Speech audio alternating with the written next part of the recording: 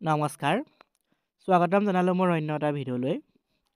আজিৰ আলোচনাৰ বিষয়টো হৈছে আমাৰ যি LP/UP শিক্ষক পদ। আমাৰ ৫,৫০০ হৈছে LP/UP শিক্ষক পদ। আমাৰ ২৩ চনতে ওলাইছিলে ইয়াৰ ৰিক্ৰুটমেণ্টটো আমাৰ, আৰু আমাৰ ৪,৫০০ হৈছে আমাৰ বৰ্তমান ইয়াৰ অনলাইন আবেদনটো চলি আছে। গতিকে আমাৰ এই পদখিনিৰ কেতিয়া নিযুক্তি হ'ব বা মেৰিট লিষ্ট কেতিয়া ওলোৱাৰ সম্ভাৱনা আছে তাৰ ওপৰতে ভিডিঅ'টো লৈ আহিছোঁ। আপোনালোকে ভিডিঅ'টো শেষলৈকে চাব বুলি আশা ৰাখিলোঁ, আৰু ভিডিঅ'টো শেষলৈকে চাই আপোনালোকৰ মন্তব্যসমূহ আগবঢ়াব। যদি ভিডিঅ'টোৰ পৰা কিবা উপকৃত হ'বলৈ লাগিছে তেনেহ'লে আপোনালোকৰ বন্ধু বান্ধৱীৰ মাজলৈ শ্বেয়াৰ কৰি দিব। আমাৰ সৰ্বমুঠ LP/UP শিক্ষক পদ হৈছেগৈ 10,000।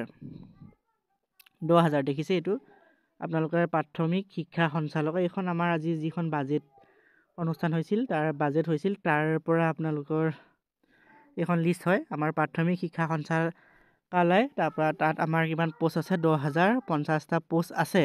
আৰু আপোনালোকে গমেই পাইছে 5,550টা পোষ্টৰ আপোনালোকৰ অনলাইন আবেদন ইতিমধ্যে হৈ গৈ ইয়াৰ মেৰিট লিষ্ট ওলাবলৈ বাকী আছে, আৰু 4,500 পোষ্টৰ বৰ্তমান ইয়াৰ অনলাইন আবেদন প্ৰক্ৰিয়া চলি আছে। সৰ্বমুঠ পদ হৈছেগৈ 10,000, আৰু এই পদখিনিৰ আপোনালোকৰ নিযুক্তি হ'ব অক্টোবৰ মাহত। আপোনালোকৰ অক্টোবৰ মাহত এই পদখিনিৰ নিযুক্তি হ'ব অক্টোবৰ 8 তাৰিখে। এইটো এটা টেণ্টেটিভ ডেট হয়, আপোনালোকৰ এইটো কনফাৰ্ম নহয় যে 8 অক্টোবৰতে, কিন্তু তেখেতলোকে ঘোষণা কৰা মতে যে এইটো ডেটতে তেওঁলোকে নিযুক্তি দিয়াৰ এটা পৰিকল্পনা কৰিছে। গতিকে 8 অক্টোবৰত ইয়াৰ নিযুক্তি হোৱাৰ পূৰ্ণ সম্ভাৱনা আছে। 10,050টা পোষ্টৰ LP আৰু UP শিক্ষক পদৰ আপোনালোকৰ নিযুক্তি হোৱাৰ পূৰ্ণ সম্ভাৱনা আছে 8 অক্টোবৰ তাৰিখে। আমাৰ নিযুক্তি দিয়াৰ কথা আছিলে যিহেতু 10 মে' তাৰিখে, ইয়াৰ নিযুক্তিটো আপোনালোকৰ পিছুৱাই দিয়া হৈছে। আপুনি গমেই পাইছে 8 অক্টোবৰ কৰা হৈছে। আমাৰ নিযুক্তিটো পিছুৱাই দিয়াৰ কাৰণ এটাই, কাৰণ আমাৰ এপ্ৰিল মাহত পঞ্চায়ত ইলেকশ্যন আহি আছে, সেইকাৰণে আমাৰ নিযুক্তি প্ৰক্ৰিয়াটো পিছুৱাই দিয়া হৈছে, আৰু ইয়াৰ নিযুক্তি প্ৰক্ৰিয়া আপোনালোকৰ অক্টোবৰ 8 তাৰিখে কৰা হৈছে। আমাৰ যি 4,500 পদৰ অনলাইন আবেদন ইতিমধ্যে হৈ আছে, সেইখিনি পদো আমাৰ যি 5,550টা পদ সেইখিনিৰ লগত একেলগে নিযুক্তি দিয়া হ'ব। কিন্তু দুইখিনি সংযোগ কৰি নিদিয়ে। আপোনালোকৰ 5,550টা পোষ্টৰ লগত আপোনালোকৰ এইখিনি পোষ্ট যোগ কৰি নিদিয়ে, কিন্তু এইখিনি পোষ্টৰো বেলেগকৈ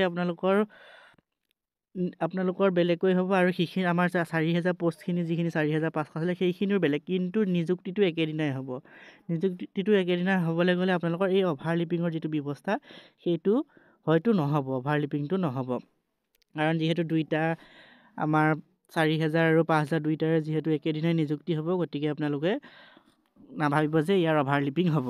অভাৰলিপিং হোৱাৰ সম্ভাৱনাটো নাই, যিহেতু এইবাৰ প্ৰত্যেকটো ডিপাৰ্টমেণ্টে সেই ব্যৱস্থাটো লৈছে যে অভাৰলিপিং নকৰাওঁ বুলি কৈছে। সেইফালৰ পৰা গ'লে আপোনালোকৰ অভাৰলিপিংটো নহয়। 10,000 আপোনালোকৰ পৃথক নহয়। আপোনালোকে চাওক, এইখন এখন লিষ্ট হয়, বাজেটৰ লিষ্ট, আপোনালোকে চাব পাৰে।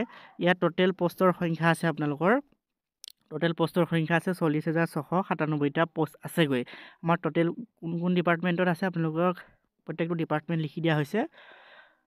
আমাৰ ADRE যি তৃতীয় বৰ্গ তাত আছে আপোনালোকৰ দেখিছে 7,650টা, লগতে চতুৰ্থ বৰ্গত আছে 5,000 পোষ্ট। তেনেকৈ আপোনালোকৰ আমাৰ শিক্ষা বিভাগটোক দেখিছে আপোনালোকে 10,050টা, লগতে আমাৰ যি GTN PGT হৈ গ'ল তাত আছে আপোনালোকৰ 9,717টা। তেনেকৈ আপোনালোকৰ টোটেল পোষ্টৰ সংখ্যা হৈছেগৈ 40,697টা। এই গোটেইখিনি পোষ্টৰে নিযুক্তি আপোনালোকৰ দিয়া হ'ব আপোনালোকৰ অক্টোবৰৰ 8 তাৰিখে দিয়াৰ কথা আমাৰ মুখ্যমন্ত্ৰী ডাঙৰীয়াই যিহেতু ঘোষণা কৰিছে। সম্ভৱতঃ আপোনালোকৰ অক্টোবৰৰ 8 তাৰিখে এই গোটেইখিনি পোষ্টৰে আপোনালোকৰ এপইণ্টমেণ্ট লেটাৰ বিতৰণ কৰা হ'ব। আৰু আমাৰ যি 5,550টা আপোনালোকৰ LP/UP শিক্ষক পদৰ মেৰিট লিষ্ট, সেইখিনি আপোনালোকৰ এই আপোনাৰ মাৰ্চ মাহত ওলোৱাৰ সম্ভাৱনা নাই।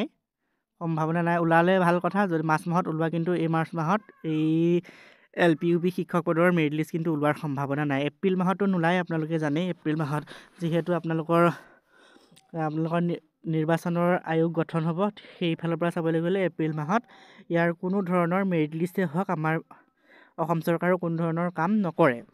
সেইকাৰণে আপোনালোকৰ ইয়াৰ মে' মাহৰ ভিতৰতহে ইয়াৰ মেৰিট লিষ্ট ওলোৱাৰ সম্ভাৱনা আছে। লগতে আপোনালোকৰ মে' মাহৰ শেষৰ ফালে আমাৰ যি 4,500 পোষ্ট আছে সেইখিনিৰো হয়তো মেৰিট লিষ্ট ওলাবগৈ। গতিকে ভিডিঅ'টো ইমানখিনিয়ে ক'ব লগা আছিলে। যদি ভিডিঅ'টো কিবা ভাল লাগিলে তেনেহ'লে লাইক কমেণ্ট কৰিব। আজিলৈ আহিছোঁ, ধন্যবাদ।